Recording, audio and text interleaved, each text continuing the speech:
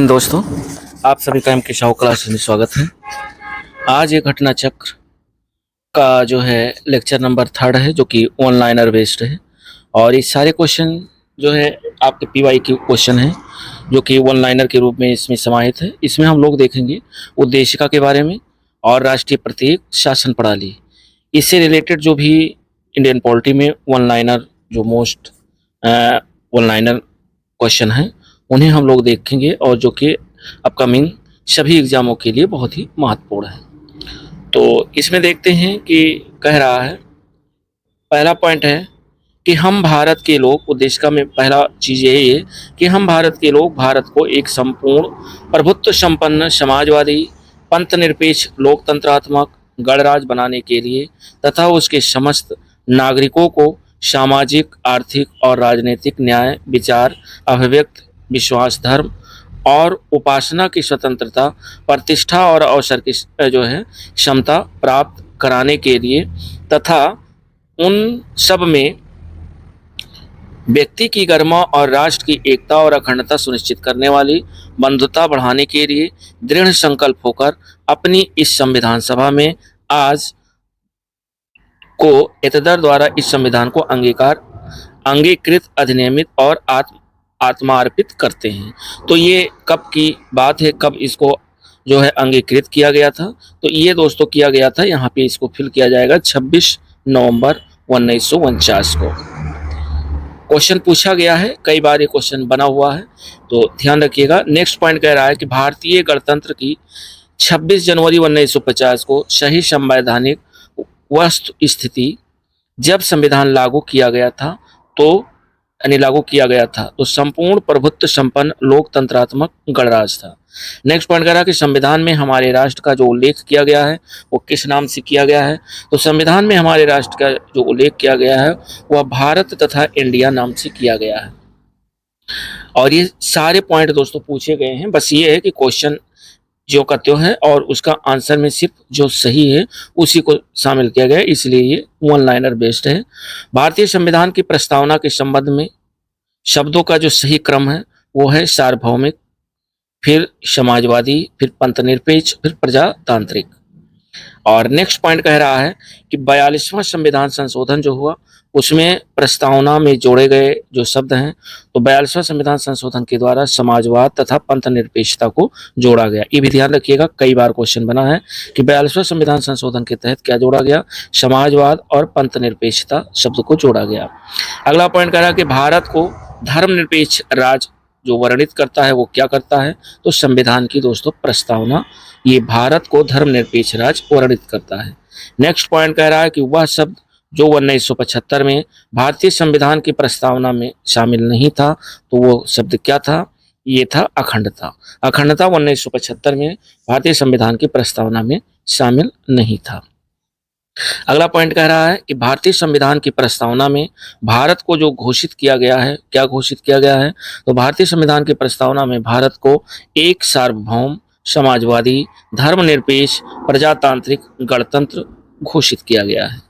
Next point कह रहा है कि संविधान की जो उद्देशिका है, उद्देशिका के संबंध में सही क्या है? पहला पॉइंट है कि पंडित नेहरू द्वारा प्रस्तुत ऑब्जेक्टिव प्रस्ताव अंतोगत्वा उद्देशिका बना, तो ये दोस्तों सही है। और ये सारे पॉइंट जो सही वाले हैं उन्हीं को इसमें शामिल किया गया। दूसरा कह रहा है इसकी प्रकृति न्याय योग्य नहीं है, ये भी सही है। तीसरा कह रहा है संविधान के विशिष्ट प्रावधानों को यह रद्द नहीं कर सकता है, ये भी सही है। नेक्स्ट पॉइंट कह रहा है कि भारतीय संविधान की उद्देशिका में जो संशोधन है वो किया गया था, कब किया गया था? 42वां संविधान संशोधन के द्वारा भारतीय संविधान के उद्देशिका में संशोधन किया गया था। तो 42वां संविधान संशोधन के द्वारा उद्देशिका में संशोधन किया गया है।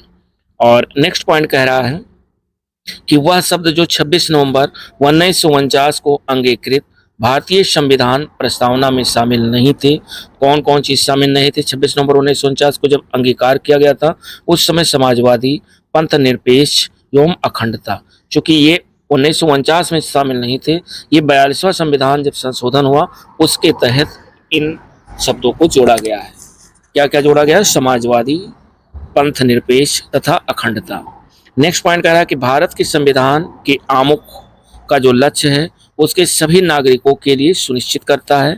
और क्या सुनिश्चित करता है? सामाजिक न्याय, आर्थिक न्याय, विचार तथा अभिव्यक्ति की स्वतंत्रता, अवसर की समानता और व्यक्ति की प्रतिष्ठा, ये जो है सभी नागरिकों के लिए सुनिश्चित करता है। नेक्स्ट पॉइंट कह रहा है कि भारत एक गणतंत्र है, और ये गणतंत्र है, इसका अर्थ है कि भारत में वंशानुगत शासन नहीं है। अर्थात जैसे पहले रियासतों में होता था कि राजा का लड़का ही राजा बनता था, ऐसा नहीं है। भारत एक गणतंत्र है और इसका अर्थ है कि भारत में वंशानुगत शासन प्रणाली नहीं है। नेक्स्ट पॉइंट कह रहा है कि भारत में लौकिक सार्वभौमिकता है, क्योंकि संविधान की प्रस्तावना आरंभ हुई होती है कि हम भारत के लोक शब्दों से, हम भारत के लोक शब्दों से जो है संविधान की प्रस्तावना आरंभ होती है, इसलिए भारत में लौकिक सार्वभौमिकता है। नेक्स्ट पॉइंट कह रहा है कि हम भारत के लोग शब्दों का जो प्रयोग है वो भारतीय संविधान में किया गया है, तो ये किया गया है संविधान की प्रस्तावना में। संविधान की प्रस्तावना में इन शब्दों का प्रयोग किया गया कि हम भारत के लोग हैं।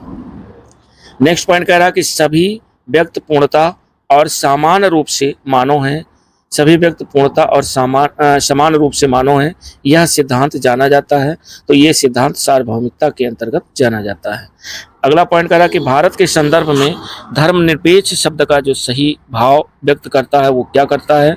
तो भारत के संदर्भ में धर्मनिरपेक्ष शब्द का जो सही भाव व्यक्त करता है वो कहता है भारत में राज्य का कोई धर्म नहीं है, यही धर्मनिरपेक्ष शब्द का अर्थ है। और नेक्स्ट पॉइंट कह रहा है कि भारत के संविधान की जो उद्देशिका में नहीं है, तो भारत के संविधान की उद्देशिका में क्या नहीं है? लोक कल्याण शब्द नहीं है, ये उद्देशिका में नहीं है। नेक्स्ट पॉइंट कह रहा है कि भारतीय संविधान की जो प्रस्तावना है, प्रस्तावना में वर्णन नहीं है, तो भारत के संविधान की प्रस्तावना में क्या वर्णन नहीं है? आर्थिक स्वतंत्रता का वर्णन नहीं है। नेक्स्ट पॉइंट कह रहा है कि भारतीय संविधान की प्रस्तावना में उल्लिखित नहीं है, तो भारतीय संविधान की प्रस्तावना में क्या उल्लिखित नहीं है? धार्मिक न्याय। धार्मिक न्याय भारतीय संविधान की प्रस्तावना में इसका उल्लेख नहीं किया गया है। नेक्स्ट पॉइंट कह रहा है कि संविधान की प्रस्तावना के बारे में कथन सही है, तो संविधान की प्रस्तावना के बारे में जो कथन सही है वो है समाजवादी, धर्मनिरपेक्ष, ये शब्द 1950 में लागू संविधान के अंग नहीं थे, क्योंकि समाजवादी और धर्मनिरपेक्ष तथा अखंडता, ये तीन शब्दों को 42वां संविधान संशोधन के द्वारा जोड़ा गया था। नेक्स्ट पॉइंट कह रहा है कि संविधान का वह भाग जो उनकी आत्मा कहलाता है, तो संविधान का वह भाग जो उस संविधान की आत्मा कहलाता है वो दोस्तों है उद्देशिका। नेक्स्ट पॉइंट कह रहा है कि भारतीय संविधान की प्रस्तावना को हमारे संप्रभु प्रजातांत्रिक गणतंत्र की जन्म कुंडली कहा है। ये किसने कहा है? ये दोस्तों के.एम. मुंशी ने कहा है। यानी भारतीय संविधान की जो प्रस्तावना है उसको हमारे संप्रभु प्रजातांत्रिक गणतंत्र की जन्म कुंडली कहा है के.एम. मुंशी ने।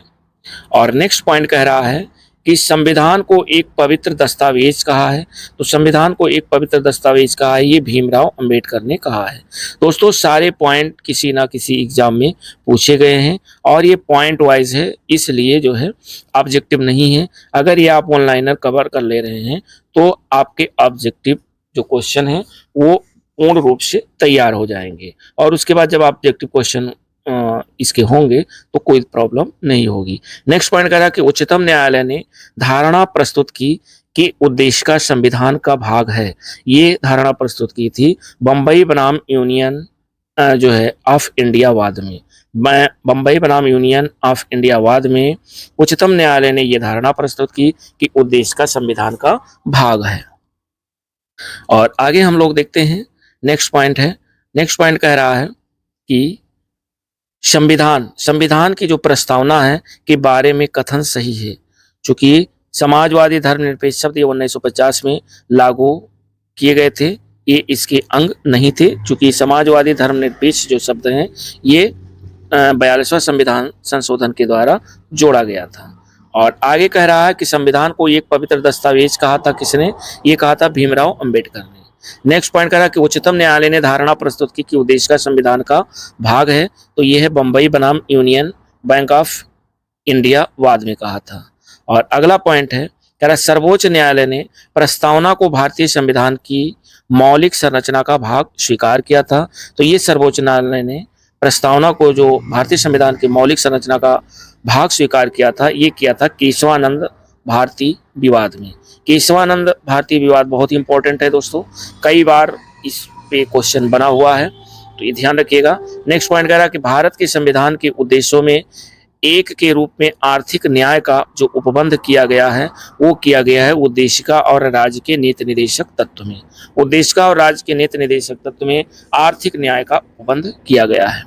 अगला पॉइंट कह रहा है कि भारतीय संविधान की प्रस्तावना में जिन आदर्शों एवं उद्देश्यों की रूपरेखा दी गई है उसकी व्याख्या की गई है। तो उसकी व्याख्या दोस्तों मूल अधिकारों में की गई है, राज्य के नीति निर्देशक सिद्धांतों में की गई है एवं मौलिक कर्तव्यों के अध्याय में किया गया है। अगला पॉइंट कह रहा है कि भारतीय संविधान के उद्देश्यों को प्रतिबिंबित करता है। भारतीय संविधान के जो उद्देश्य हैं उनको प्रतिबिंबित करता है संविधान की प्रस्तावना। नेक्स्ट पॉइंट कह रहा है कि भारत के संविधान की उद्देशिका में जो व्यवस्था की गई है, तो भारत के संविधान की उद्देशिका में 3 प्रकार के न्याय की व्यवस्था की गई है दोस्तों। ये रहा जो है उद्देशिका से रिलेटेड वन लाइनर, जो कि क्वेश्चन पूछे गए उन्हीं क्वेश्चनों का जो है वन लाइनर था। अब नेक्स्ट हम लोग देखते हैं कि शासन प्रणाली से जो रिलेटेड अब तक क्वेश्चन पूछे गए हैं उनसे जो वन लाइनर क्वेश्चन बने हुए हैं उन क्वेश्चनों को हम लोग देखते हैं। इसमें पहला पॉइंट कह रहा है कि राज्य का सबसे जो महत्वपूर्ण तत्व है वो दोस्तों है संप्रभुता। संप्रभुता ये राज्य का सबसे महत्वपूर्ण तत्व है।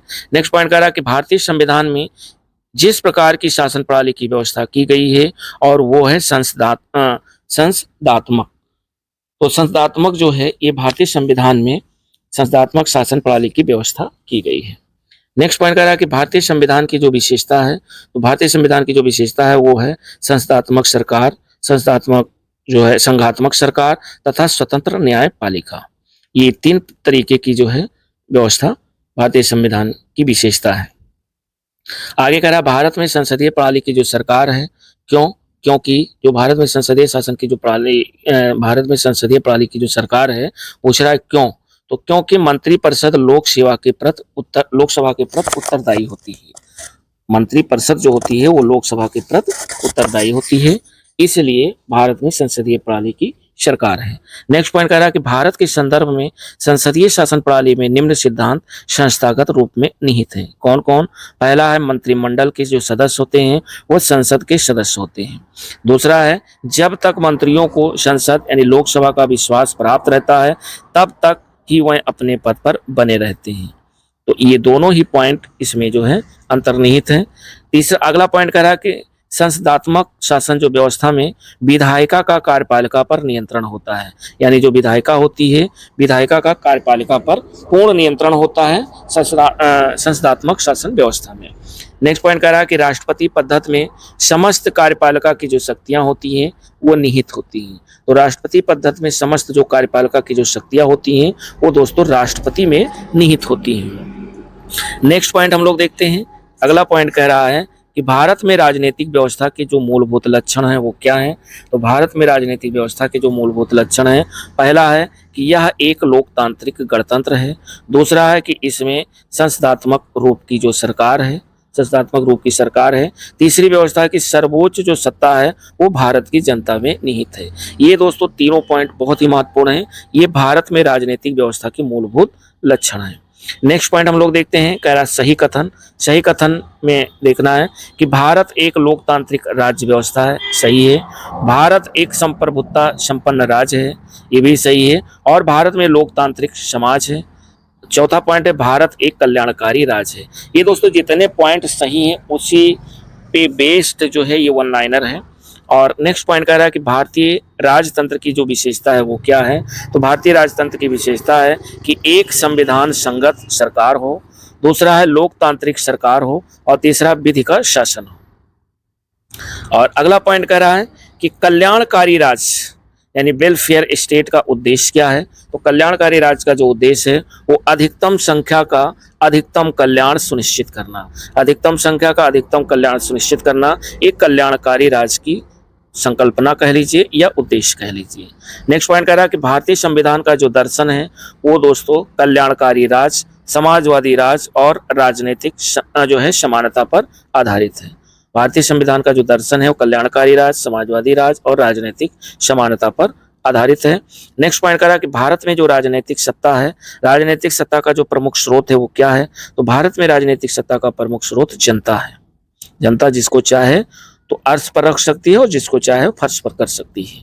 नेक्स्ट पॉइंट कह रहा है कि अध्यक्षात्मक शासन प्रणाली का जो आधारभूत तत्व है वो क्या है? तो अध्यक्षात्मक शासन प्रणाली का जो आधारभूत तत्व है वो एकल कार्यपालिका है। और आगे हम लोग देखते हैं कि अगला पॉइंट कह रहा है कि भारत में प्रजातंत्र इस तथ्य पर आधारित है कि जनता को सरकारों को चुनने तथा बदलने का अधिकार प्राप्त है। यानी जनता यदि चाहे तो सरकार को चुने और चाहे तो बदलने का अधिकार पूरा जो है जनता के ऊपर है। ये है भारत में प्रजातंत्र की सरकार। नेक्स्ट पॉइंट कह रहा है कि भारत का जो संविधान है वो परसंघीय जो है विध निर्धारित होता है। तो किसके अधीन? केंद्र और राज्यों के बीच शक्तियों का जो वितरण है उससे संबंधित है।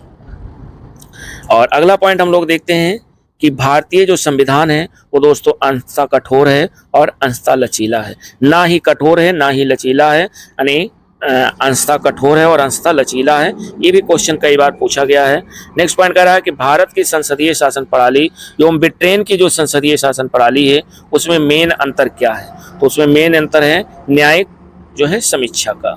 भारत की संसदीय शासन प्रणाली और ब्रिटेन की संसदीय शासन प्रणाली में जो अंतर है वो न्यायिक समीक्षा का है। और नेक्स्ट पॉइंट हम लोग देख रहे हैं, अगला पॉइंट कह रहा है कि कथन और कारण पर आधारित है। कथन कह रहा है कि भारत के संविधान में एक संघीय प्रणाली का प्रावधान है। तो ये दोस्तों जो है सही है। दूसरा कारण कह रहा है कि जो है उसने एक बहुत शक्तिशाली केंद्र की रचना की है। ये भी सही है। अर्थात कथन और कारण दोनों सही हैं और कथन कारण का सही स्पष्टीकरण नहीं है। अर्थात कथन और कारण सही है लेकिन कथन की कारण की सही जो है आर ए का सही स्पष्टीकरण नहीं है। नेक्स्ट पॉइंट हम लोग देखते हैं भारत के संविधान का जो संघीय लक्षण है वो क्या है? तो भारत के संविधान का जो संघीय लक्षण है दोस्तों वो केंद्र तथा राज्यों के बीच शक्ति का बंटवारा और पूर्ण रूप से लिखित संविधान, स्वतंत्र न्यायपालिका, ये दोस्तों लक्षण है, विशेषता है। यानी भारत के संविधान का जो संघीय लक्षण है, संघीय विशेषता है वो केंद्र राज्यों के बीच शक्ति का बंटवारा, पूर्ण रूप से लिखित संविधान है और स्वतंत्र न्यायपालिका है। नेक्स्ट पॉइंट कह रहा है कि भारतीय संघीय व्यवस्था में जो एकात्मक तत्व है वो क्या है? तो भारतीय संघीय व्यवस्था में जो एकात्मक तत्व है वो राज्यपालों की नियुक्ति, राज्यसभा में असमान प्रतिनिधित्व तथा अखिल भारतीय सेवाएं, ये दोस्तों संघीय व्यवस्था में एकात्मक तत्व है। नेक्स्ट पॉइंट कह रहा है कि भारत में जो संघीय व्यवस्था है, संघीय व्यवस्था से संबंधित जो सही कथन है वो क्या है? तो भारत में संघीय व्यवस्था से संबंधित जो सही कथन है वह संविधान शासन की मूल संरचना के लिए एक संसदीय व्यवस्था की प्रस्तावना करता है तथा एकात्मक झुकाव का उसमें जो है सशक्त मिश्रण है। और अगला पॉइंट भी कथन कारण पर आधारित है। कथन ए कह रहा है कि भारत का राष्ट्रपति परोक्षता निर्वाचित होता है। और कारण आर कह रहा है कि भारत में संसदीय प्रणाली को गणतंत्रवाद के साथ जोड़ा गया है। अर्थात कथन और कारण दोनों सही हैं तथा आर ए के मान स्पष्टीकरण है। अर्थात कथन और कारण दोनों सही हैं, कथन कारण की सही व्याख्या करता है। नेक्स्ट पॉइंट कह रहा है कि कथन और कारण पुनः उसी पर क्वेश्चन आधारित है। कह रहा राजनीतिक दल लोकतंत्र के जीवन रक्त हैं, सही है। कारण आर कह रहा लोग खराब शासन के लिए सामान्यतः राजनीतिक दलों को कोसते हैं, तो ये भी सही है। अर्थात कथन और कारण दोनों सही हैं तथा आर ए के सही स्पष्टीकरण ए कर रहा है। और नेक्स्ट हम लोग देखते हैं कथन कारण पर। कथन ये कह रहा है कि भारत में संघवादिता व्यवहारिक नहीं है, और तो ये तो सही है। कारण आर कह रहा है कि भारत एक संघीय राज्य नहीं है, ये गलत है दोस्तों। भारत एक संघीय राज्य है, तो ए सही है परंतु आर गलत है। और आगे कह रहा है कथन ये कि भारत की संघात्मक संरचना का मुख्य उद्देश्य इसकी बहुआयामी विविधताओं में से एक राष्ट्र का निर्माण करना और राष्ट्रीय एकता को संरक्षित करना था। कारण आर कह रहा कि विविधताओं के सामंजस्य से एक सशक्त न कि कमजोर भारतीय राष्ट्रीयता का निर्माण हुआ है। तो ए और आर दोनों सही हैं, दोनों अपने आप में सत्य हैं, परंतु आर ए का सही स्पष्टीकरण भी कर रहा है। और इसी पर आधारित ये सारे क्वेश्चन दोस्तों पूछे गए हैं। कथन ये कह रहा है कि महिलाएं, दलित, निर्धन एवं अल्पसंख्यक समूह भारत में लोकतंत्र के सबसे बड़े दावेदार हैं। कारण आर कह रहा है कि भारत में लोकतंत्र अधिक आत्मसम्मान की कामना का वाहक बनकर उभरा है। तो दोनों कथन यानी कथन और कारण दोनों सत्य हैं और कथन कारण का सही स्पष्टीकरण भी कर रहा है, अर्थात आर ए का सही स्पष्टीकरण भी करता है। नेक्स्ट पॉइंट कह रहा है कि भारतीय संविधान के बृहद होने का कारण क्या है। तो भारतीय संविधान के बृहद होने का मेन कारण है क्योंकि ये संघ तथा राज्य सरकारों का संविधान है, इसीलिए ये बहुत बड़ा हो गया है। और नेक्स्ट पॉइंट कह रहा है कि कारण और कथन और कारण पर आधारित है। कथन कह रहा है, यहाँ कथन होना चाहिए। तो कथन कह रहा है कि भारतीय संविधान अर्धसंघात्मक है, सही है। कारण आर कह रहा है कि भारतीय संविधान ना तो संघात्मक है और ना ही एकात्मक है। तो कारण भी सही है, अर्थात ये और आर दोनों सही हैं। आर ए का सही व्याख्या भी करता है। नेक्स्ट पॉइंट कह रहा है कि भारतीय संघवाद को सहकारी संघवाद किसने कहा था।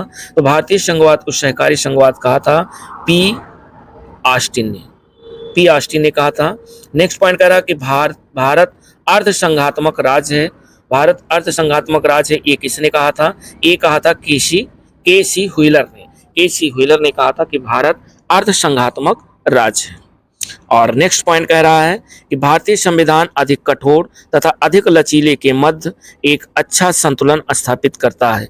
ये कथन है केसी व्हीलर ने ही ये कथन कहा था। नेक्स्ट पॉइंट कह रहा है कि संविधान को संघात्मक के तंग ढांचे में नहीं ढाला गया है। यह कथन भीमराव अंबेडकर का है दोस्तों। और ये सारे कथन हो या कारण हो या वन लाइनर हो, सारे क्वेश्चन पूछे गए हैं और पूछे गए क्वेश्चन से ही ये वन लाइनर जो है बनाया गया है। नेक्स्ट पॉइंट कह रहा है कि भारतीय राजनीतिक पद्धति के बारे में सही है।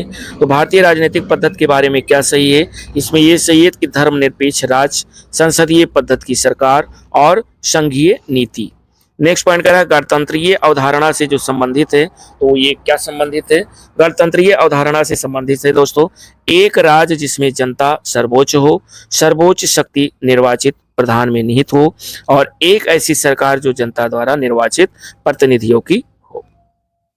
नेक्स्ट पॉइंट कह रहा है कि संवैधानिक सरकार वो है। संवैधानिक सरकार कैसी होनी चाहिए, संवैधानिक सरकार क्या है। तो संवैधानिक सरकार वो है जो व्यक्ति की स्वतंत्रता के हित में राज्य की सत्ता पर प्रभावकारी प्रतिबंध लगाती है, अर्थात प्रभावकारी प्रतिबंध लगाती है। ऐसी सरकार को संवैधानिक सरकार कहते हैं। कुछ राष्ट्रीय प्रतीक से रिलेटेड कुछ पॉइंट हैं, इन्हें हम लोग देख ले रहे हैं क्योंकि ये पॉइंट पूछे भी गए हैं। भारत का राष्ट्रीय पशु सबको पता है बाघ है। और भारत का जो राष्ट्रीय पुष्प है ये कमल है दोस्तों। भारत का राष्ट्रीय पक्षी मोर है। और भारतीय राष्ट्रीय ध्वज में जो चक्र प्रतीक है ये दोस्तों न्याय का प्रतीक है। नेक्स्ट पॉइंट कह रहा है कि भारत के राष्ट्रीय ध्वज में आरो अर्थात तीली की जो कुल संख्या है वो दोस्तों 24 है। और संपूर्ण राष्ट्रगान का जो वादन है या गायन है वो कितने समय में किया जाता है, कितने काल में है। तो ये दोस्तों 52 सेकंड में संपूर्ण राष्ट्रगान का वादन होता है। तो ये दोस्तों कुछ जो है इंडियन पॉलिटी से रिलेटेड जो महत्वपूर्ण फैक्ट्स थे, जो कि हम लोग फैक्ट्स देख रहे हैं। इसके बाद जैसे ही फैक्ट्स वन लाइनर हमारे कंप्लीट हो जाएंगे फिर ये घटना चक्र आपका जो है इंडियन पॉलिटी आपको ऑब्जेक्टिव भी मिलेगा। पहले वन लाइनर देख ले रहे हैं, उसके बाद देखिए एनसीईआरटी सार संग्रह वन लाइनर सभी टॉपिक, चाहे वो इंडियन ज्योग्राफी हो, वर्ल्ड ज्योग्राफी हो या आपका इंडियन पॉलिटी हो या आपका फिजिक्स केमिस्ट्री बायो हो और चाहे आपका जो है मॉडर्न हिस्ट्री और मेडिवल हिस्ट्री या एंशियंट हिस्ट्री, सारी बुक कंप्लीट है। सबकी अलग अलग टॉपिक की अलग अलग प्लेलिस्ट बनी हुई है और सब हर टॉपिक की अलग अलग प्लेलिस्ट जो है प्लेलिस्ट में ऐड है। तो यदि चाहें जो लोग एनसीईआरटी सार संग्रह ना देखे हों वो एनसीईआरटी सार संग्रह देख सकते हैं। साथ ही साथ घटना चक्र, भारत का भूगोल, विश्व का भूगोल और प्राचीन भारत का इतिहास, मध्यकालीन भारत का इतिहास और जो है आधुनिक भारत का इतिहास, ये भी कंप्लीट है। सबकी अलग अलग प्लेलिस्ट बनी हुई है। ये मैं ऑब्जेक्टिव क्वेश्चन भी घटना चक्र में दे चुका हूँ और उसकी अलग प्लेलिस्ट बनी हुई है, देख सकते हैं। और ये जैसे ही घटना चक्र हमारा Indian polity one liner complete होता है फिर उसके बाद हम लोग ऑब्जेक्टिव क्वेश्चन इस पे देखेंगे। तो मिलते हैं दोस्तों नेक्स्ट वीडियो के साथ, तब तक के लिए नमस्कार, जय हिंद, आपका दिन